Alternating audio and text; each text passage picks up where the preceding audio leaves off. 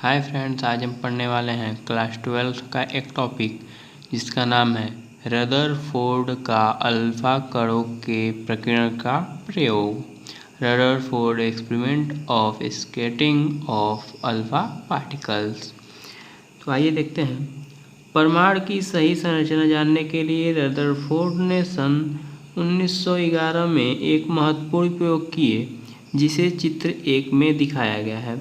मतलब रदरफोर्ड ने परमाणु की सही संरचना जानने के लिए 1911 में एक महत्वपूर्ण प्रयोग किए कि जिससे ये पता चले कि परमाणु का एग्जैक्ट साइज कैसा है, उसकी संरचना कैसी है। तो इसके लिए उन्होंने 1911 में बहुत ही इम्पोर्टेंट एक्सपेरिमेंट किया। तो इसमें रेडियोएक्टिव तत्व पोलोनियम से उच्च गतिज ऊर्जा से निकलने वाली अल्फा कणों के एक बारीक किरण पुंज को एक बहुत पतले स्वर्ण पत्र पर गिराया। उन्होंने क्या किया कि एक रेडियोएक्टिव तत्व जो होता है पोलोनियम, उसमें से उच्च गतिज ऊर्जा से निकलने वाली जो बहुत तेजी गति से और अधिक गति से बहुत तेजी गति से की ऊर्जा से निकलने वाली अल्फा कण जो होती हैं, जो पॉजिटिव चार्ज होती हैं, धनावेशित होती हैं, कि एक बारीक किरण पुंज बहुत पतले किरण पुंज को एक बहुत पतले स्वर्ण पत्र बहुत पतले सोने की बहुत पतली परत पर गिराया। पूरे प्रबंध को निर्वात में रखा गया। पूरे जो सिस्टम था उसको निर्वात में रखा गया कि जिससे उसमें धूल के कण या फिर बीच में और कोई चीज़ ना आए, तो जिससे कि अल्फा कणों की वायु के कणों से कोई टक्कर ना हो। रदरफोर्ड ने यह देखा कि स्वर्ण पत्र में से गुजरते हुए ये कण विभिन्न दिशाओं में विक्षेपित हो जाते हैं। उन्होंने ये देखा कि जब अल्फा कण जब स्वर्ण पत्र में आते थे, जैसे यहाँ पे आप देख सकते हैं अल्फा कण जब ये सोने के स्वर्ण पत्र है, जब इस स्वर्ण पत्र में आते थे तो ये अलग दिशाओं में विक्षेपित हो जाते थे।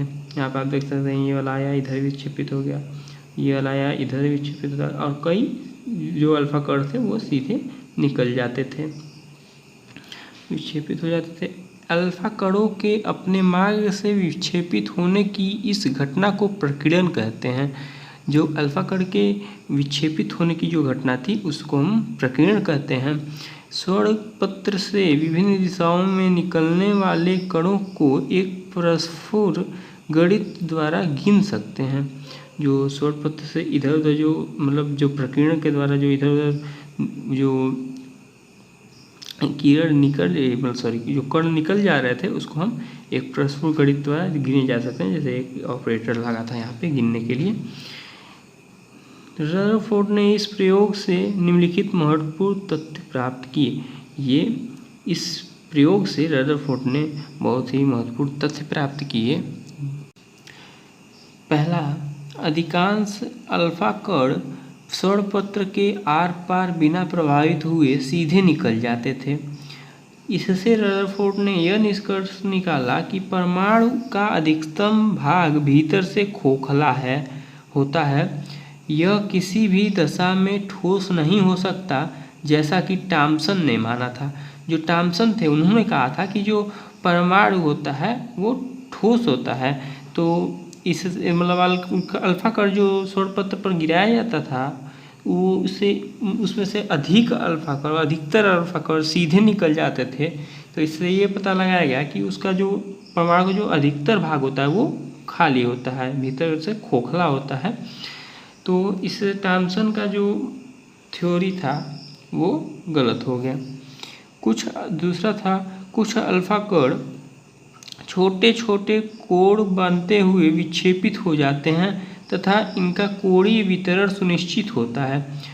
जैसे यहाँ पे आप देख सकते हैं कुछ अल्फा कण थे ये वाले जो सीधे निकल जाते थे, ये सीधे निकल जाते, और कुछ अल्फा कण जो थे ये छोटे छोटे यहाँ पे एंगल बना के यहाँ पे विक्षेपित होते थे। तो जिसका कोणीय वितरण सुनिश्चित होता है। अतः चूंकि अल्फा कण धनावेशित है, अतः इन्हें विक्षेपित करने वाला परमाणु भी धनावेशित होना चाहिए। इससे ये पता लगाया गया कि जो अल्फा कण वो क्या बोलते हैं धनावेशित है, और तो ये किससे विक्षेपित हो सकता है, किससे प्रतिकर्षण होगा इसका, तो पॉजिटिव से ही, धनावेश से ही। तो इसका मतलब जो इसका नाभिक है वो भी धनावेशित होना चाहिए। इस आधार पर रदरफोर्ड ने यह माना कि परमाणु का संपूर्ण धन आवेश एक सूक्ष्म स्थान में केंद्रित रहता है। इससे उन्होंने यह निर्णय लिया कि जो संपूर्ण धनावेश होता है परमाणु का वो उसके नाभिक में होता है। यह तीसरा, कुछ अल्फा कण ऐसे भी हैं जो अपने प्रारंभिक मार्ग से 90 डिग्री से भी अधिक कोण पर प्रकीर्ण होकर वापस लौट आते हैं। इससे यह पता चलता है कि जब धनावेशित अल्फा कण स्वरपत्र के परमाणुओं से गुजरते हैं तो किसी कण पर इतना अधिक प्रतिकर्षण बल लगता है कि वह तीव्रगामी अल्फा कण को वापस लौटा देता है। इस आधार पर रदरफोर्ड ने यह माना कि धन आवेश परमाणु के भीतर एक अत्यंत सूक्ष्म स्थान से संकेंद्रित रहता है। इस स्थान को नाभिक कहते हैं। गणना करने पर नाभिक की त्रिज्या 10⁻15 मीटर की कोट की पाई जाती है, जबकि परमाणु की त्रिज्या 10⁻10 मीटर की कोट की है।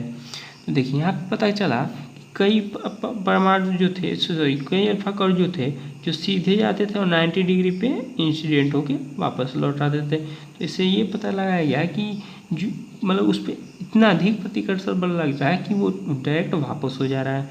तो इसके बीच में जो मतलब सारा धनावेश था, इससे ये पता लगा कि उस नाभिक के बीच में होता है और वो बहुत ठोस होता है। और इसमें ये इसका नाभिक का जो त्रिज्या पता लगाया गया, उन्होंने पता लगाया, वो पता चला कि 10⁻15 मीटर की कोट का होता है, जबकि परमाणु की त्रिज्या जो नाभिक की त्रिज्या होता है 10⁻15 मीटर की कोट का होता है, और जो पूरे परमाणु की त्रिज्या जो होती है वो होती है 10⁻10 मीटर की कोट का। अतः नाभिक की त्रिज्या परमाणु की त्रिज्या के 10,000वें भाग के बराबर होती है। जो नाभिक की त्रिज्या होती है वो परमाणु की त्रिज्या के 10,000वें भाग के बराबर होती है। परमाणु के शेष खाली भाग में केवल इलेक्ट्रॉन होते हैं। जो परमाणु को ये बाकी शेष खाली भाग बचता है इसमें केवल इलेक्ट्रॉन होते हैं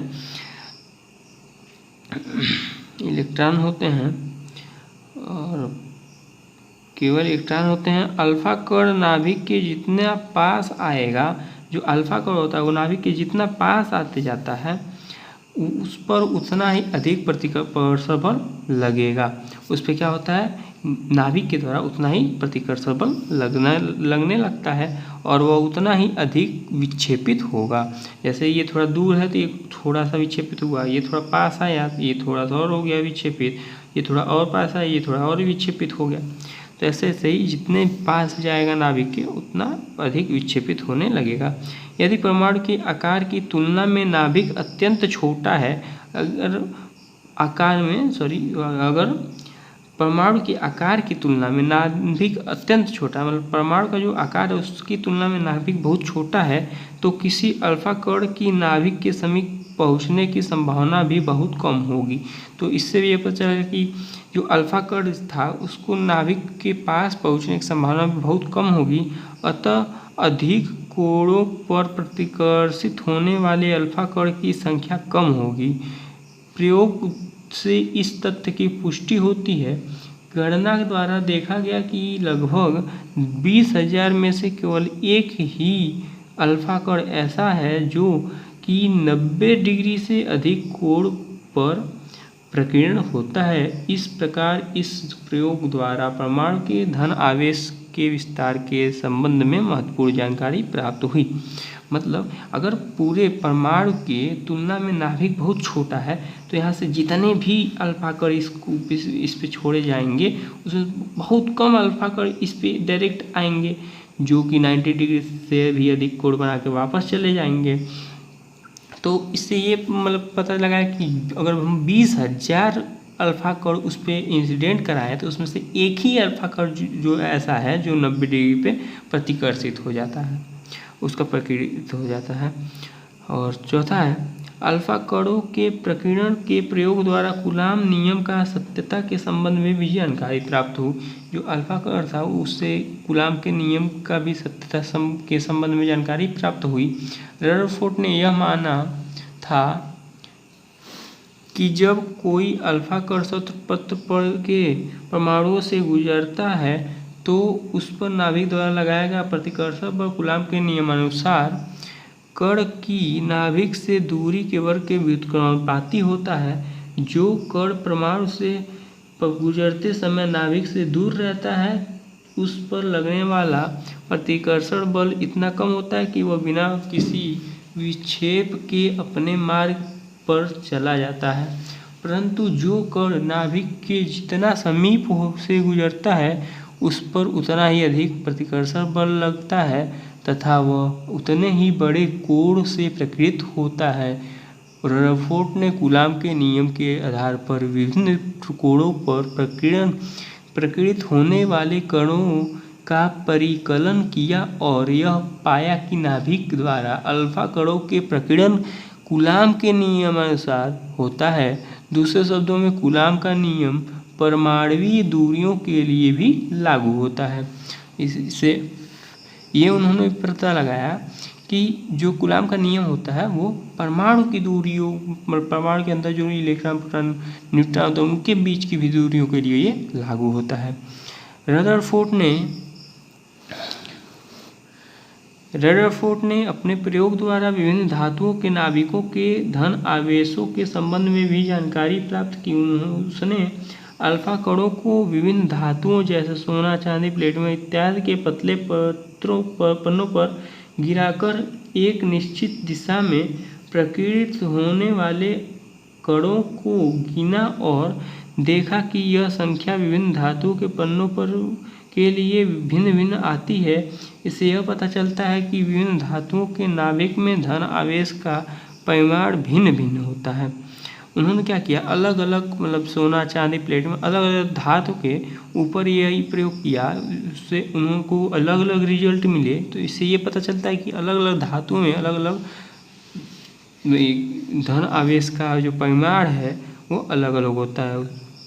नाभिक में धन आवेश जितना अधिक होगा, नाभिक के अंदर धन आवेश जितना अधिक होगा वह अल्फा कण को उतना ही अधिक बल से प्रतिकर्षित करेगा तथा अल्फा कण अपने मार्ग से उतना ही अधिक प्रकीर्ण होगा। मतलब नाभिक के अंदर जितना अधिक धनावेश होगा अल्फा कण को उतना ही अधिक प्रतिकर्षित करेगा।